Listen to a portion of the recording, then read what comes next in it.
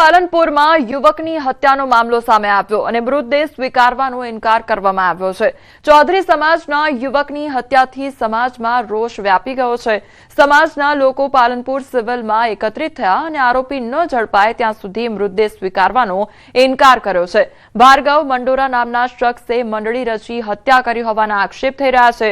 તો 24 કલાક સામે ફરિયાદ 24 લોકો સામે ફરિયાદ દાખલ કરાઈ અને પોલીસ દ્વારા ત્વરિત આરોપીને ઝડપી પાડવામાં આવે તેવી સમાજની માંગ પણ ઉઠી છે। બનાસકાંઠા યુવકની હત્યા મામલે આ ફરિયાદ દાખલ કરવામાં આવી છે ત્યારે પોલીસે 24 લોકો સામે ફરિયાદ દાખલ કરી આરોપીઓને ઝડપી પાડવા પોલીસે ટીમો પણ બનાવી છે। ઘટના સ્થળની આજુબાજુના સીસીટીવી ફૂટેજ પણ તપાસવામાં આવી રહ્યા છે।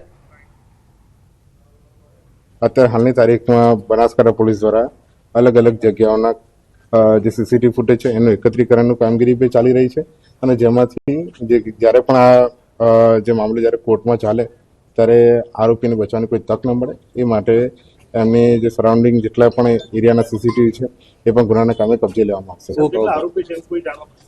અત્યારે હાલમાં તારીખમાં 24 જેટલા આરોપીઓ વિરુદ્ધમાં ફરિયાદ લેવામાં આવી છે। ગિરિમાળા પોતાના અસ્તિત્વ માટે લડી રહ્યું છે ત્યારે આ અંગે પર્યાવરણ એન્જિનિયર મહેશ પંડ્યાએ મહત્વપૂર્ણ નિવેદન આપ્યું છે। તેમણે જણાવ્યું કે અરવલ્લીની ગિરિમાળા કુદરતી રક્ષક દિવાલ તરીકે કાર્ય કરે છે અને માનવ તથા પશુ જીવન માટે અત્યંત અગત્યનું પરિબળ છે।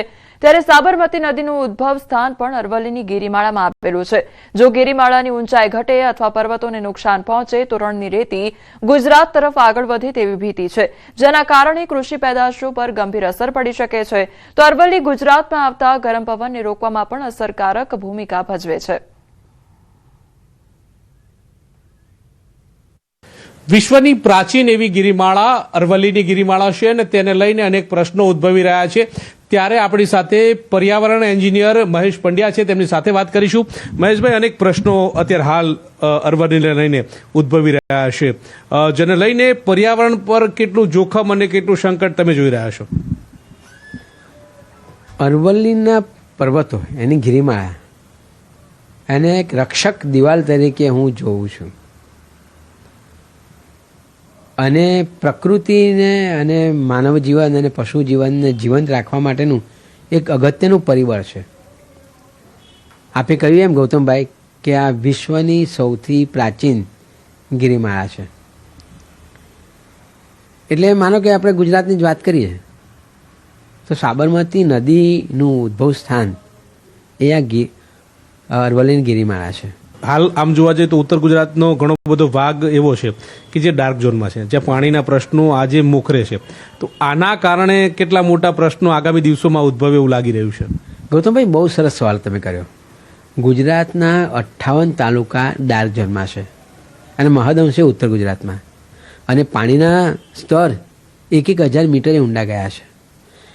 એ સ્થિતિમાં આ મુખ્ય પાણીનો સ્ત્રોત છે અરવલ્લીનો પર્વત, ત્યાંથી આવતા ઝરણા, ત્યાંથી આવતી નદી, એ બધું। હવે આમ બી આપણે પાણીની અછતમાં છીએ, રણીકણ થઈ ગયું છે અને એમાં જો એ પર્વતો ઘસાઈ જાય, કપાઈ જાય તો ગુજરાતને સામાજિક આર્થિક બહુ જ મોટું નુકસાન થાય એવી ભીતિ છે। અચ્છા, 100 મીટરની વાત કરવામાં આવે છે, એને લઈને પણ કેટલી ભીતિ જોવામાં આવી રહી છે? મોટાભાગની, કારણ કે ફોરેસ્ટ સર્વે ઓફ ઇન્ડિયાએ જ્યારે અભ્યાસ કર્યો, લગભગ 12,000 જેટલા પર્વતોનો અભ્યાસ કર્યો, તો એમાં 1,000થી ઓછા પર્વતો 100 મીટરની ઊંચાઈથી છે।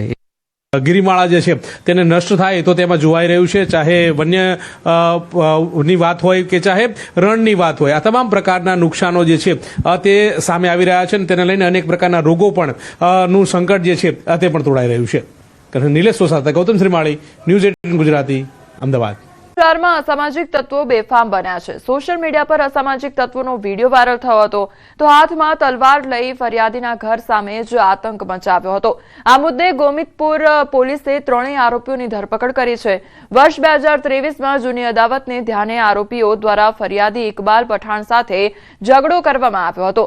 અંસારી બંધુઓ સામે ગોમતીપુર પોલીસ સ્ટેશનમાં અગાઉ મારામારી અને ચોરીની ફરિયાદ પણ થઈ ચૂકી છે।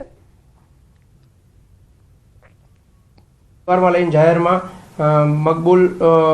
અફસર મકબૂલ અંસારી, ફૈઝલ સબબભાઈ અંસારી અને મિરાજ મકબૂલભાઈ અંસારી ત્રણેય આરોપી નામે દહેશત ફેલાવેલ અને ધમકી આપેલી ફરિયાદીને મારી નાખવાની, જે બાબતે ગોમતીપુર પોલીસ સ્ટેશનમાં ગુનો દાખલ કરવામાં આવેલ અને 3 આરોપીની ગણતરીના કલાકોમાં ધરપકડ કરવામાં આવેલ.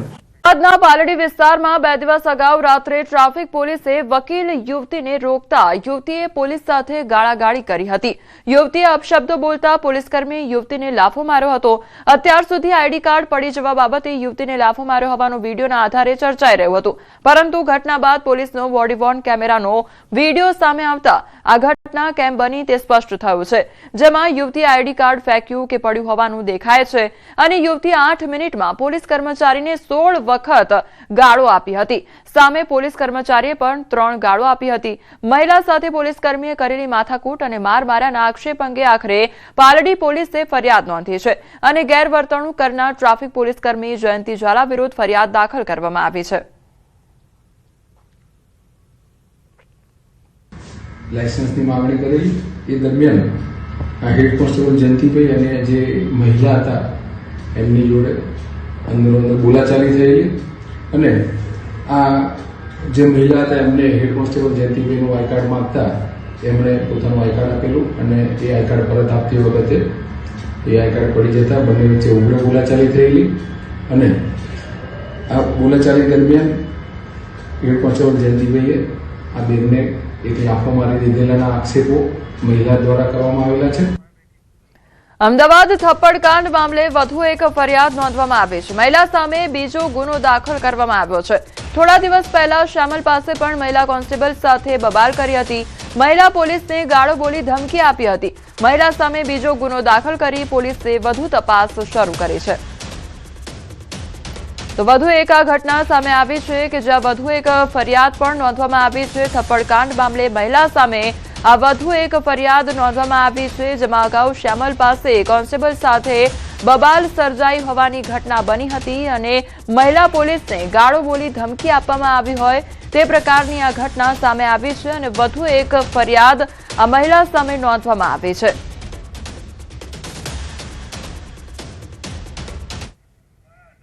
ગાંધીનગરમાં 4 વર્ષની બાળકી પર દુષ્કર્મ કેસના આરોપી પર ફાયરિંગ કર્યાનો મામલો સામે આવ્યો છે. પોલીસના દાવા મુજબ આરોપીને ઘટનાસ્થળે લઈ જવામાં આવ્યો હતો, જ્યાં તેણે ભાગવાનો પ્રયાસ કરતા ફાયરિંગ કરવામાં આવ્યું હતું. આરોપી ધક્કો મારીને 30 ફૂટ દૂર ભાગ્યો હતો અને તેની પર 3 રાઉન્ડ ફાયરિંગ કરવામાં આવ્યું હતું, જેમાં 2 મિસ ફાયર થયા હતા. મહત્વનું છે કે દુષ્કર્મના આરોપીને શોધવા માટે પોલીસે 300 જેટલા સીસીટીવી કેમેરાના ફૂટેજની ચકાસણી કરી હતી અને તેની પૂછપરછમાં એ વાત પણ સામે આવી હતી કે બાળકી સાથે દુષ્કર્મ ગુજાર્યા બાદ તે 1 કલાક બાદ ઘટના સ્થળે ગયો હતો, જ્યાં તેને બાળકી જોવા નહોતી મળી. મોડી રાત્રે બાળકી સાથે બનેલી અઘટિત ઘટનાને લઈને ગભરાયા વગર બાળકી પોતાના ઘરે એકલી ગઈ હતી. તેથી પોલીસે આરોપીને પકડવા માટે ઓપરેશન વિરાંગના નામ આપ્યું હતું. જ્યાંથી છોકરીને ઉપાડી હતી એ જગ્યાએ જવાનું હતું, એટલે એ દરમિયાન પોલીસના માણસોનો ફોર્સ વધારે હતો, પણ પરંતુ ત્યાર પછી અમે જે બનાવ જે રેપની જે જગ્યા હતી ત્યાં કરવા માટે હતું, તો આજુબાજુ સ્થાનિક એરિયા હતો, તો એ થોડા આરોપીને કોઈ બીજું કોઈ તકલીફ પેલું કરે નહીં એ બાબતે અલગ અલગ ફોર્સ અલગ અલગ ટીમ ડિવાઈડ કરેલી હતી કે જેથી કરીને પબ્લિકના માણસો બીજો કોઈ હુમલો આરોપી ઉપર કંઈ કરી ના શકાય એ બાબતે તકેદારીના ભાગરૂપે ત્યાં બંદોબસ્ત રાખવામાં આવેલો હતો. મેં ફાયરિંગ કર્યો, એક દુષ્કર્મના આરોપી ભાગી જતો હોય એને પકડી પાડવા માટે જ કરેલું છે કે એને સજા મળે, આરોપીની સજા થાય એ હેતુથી જ ફાયરિંગ કરવામાં આવેલું છે કે જેથી કરીને એ ફરી વખત ભાગવાનો પ્રયાસ ન કરે. આરોપી આટલા દુષ્કર્મનો આરોપી હતો કે આટલી નાની બાળકી ઉપર રેપ હતો. નગર જિલ્લાના ચોટીલા તાલુકામાં ગેરકાયદેસર લીઝ અને ખનન સામે તંત્ર દ્વારા કડક કાર્યવાહી હાથ ધરવામાં આવી છે. Chotila deputy collector ST Makwana અને તેમની ટીમ દ્વારા તાલુકામાં ચેકિંગ કરવામાં આવ્યું હતું. ચોટીલાના વાવડી ગામની સીમમાં આવેલી જયવંતભાઈ હકુભાઈ વાળાની લીઝમાં અનેક ગેરરીતિઓ સામે આવતા લીઝને સીઝ કરવામાં આવી છે. 2 crusher plant, 2 Hitachi machine, 3 dumper તેમજ 150 મેટ્રિક ટન સિલિકા સહિત કુલ 6.87 કરોડનો મુદ્દામાલ કબજે કરવામાં આવ્યો છે. ગેરકાયદેસર ખોદકામ કરનાર ભૂમાફિયાઓ સામે વસૂલાત તથા લેન્ડ ગ્રેબિંગ એક્ટ હેઠળ કાયદેસરની કાર્યવાહી હાથ ધરવામાં આવી છે. રેત માફિયાઓ સામે જનતા રેડ પાડવામાં આવી છે. શાખાના દમોલીમાં રેત માફિયાઓ બેફામ બન્યા છે, તો જનતા રેડ જોઈને રેતી માફિયાઓ ભાગી ગયા. રેતી માફિયાઓ વહેલી સવારથી ગેરકાયદેસર ખનન કરતા ગ્રામજનોએ જનતા રેડ કરી છે. તો ગ્રામજનોએ ખાણ ખનીજને વારંવાર ફોન કરવા છતાં કોઈ ન ફરકતા ગ્રામજનોએ ધરણા શરૂ કર્યા છે। જ્યાં સુધી ખાણ ખનીજ અધિકારી નદીમાં નહીં આવે ત્યાં સુધી ધરણા પર ઉતર્યા છે। તો સાંજ સુધીમાં કોઈ અધિકારી નહીં આવે તો આવતીકાલ સવારથી ગ્રામજનો આવીને કાનૂન ભંગ કરીને પોતાના ટ્રેક્ટર નદીમાં ઉતારવાની ચીમકી પણ ઉચ્ચારી દીધી છે। સંવાદદાતા સહેજબ અમારી સાથે જોડાઈ ગયા છે। સહેજબ, ખનન માફિયાઓનો આતંક જોવા મળી રહ્યો છે, ગ્રામજનો દ્વારા જો રેડ પાડવામાં આવી છે, શું અપડેટ, કયા પ્રકારની પરિસ્થિતિ? જે કોમલ, ખાસ કરીને છોટાઉદેપુર જિલ્લો જે છે તે રેતીની અંદર એક મશહૂર કહી શકાય, કારણ કે જે રેતી જે જઈ રહી છે વ્હાઇટ સોનું કહેવાય છે। એટલે ચોક્કસથી આજે સંખેડા તાલુકાનું જે દામોલી ગામ છે કે ત્યાં રેત માફિયાઓ સક્રિય બનતા ગ્રામજનોએ વિરોધ કર્યો છે। ખાસ મહત્વની બાબત એ છે કે જે આ રેતી જે છે તે ટ્રેક્ટરો દ્વારા ચોરી કરવામાં આવે છે, જેના કારણે ગામની અંદર પણ અકસ્માતો બનાવતા હોય છે અને ખાસ કરીને જે નદીની અંદર જે ઊંડા પટ જતા રહેતા હોય છે તેના કારણે પણ ખેડૂતોને નુકસાન થતું હોય છે। જેના કારણે અવારનવાર જે અધિકારીઓ જે છે ખાણ ખનીજ વિભાગના તેઓને પણ રજૂઆત કરવામાં આવી છે, પરંતુ ખાણ ખનીજના અધિકારીઓ ત્યાં ફરકતા નથી, જેના કારણે રેત માફિયાઓ છે તેઓ સક્રિય બનતા હોય છે અને ટ્રેક્ટરો ભરી રેતી લઈ જતા હોય છે।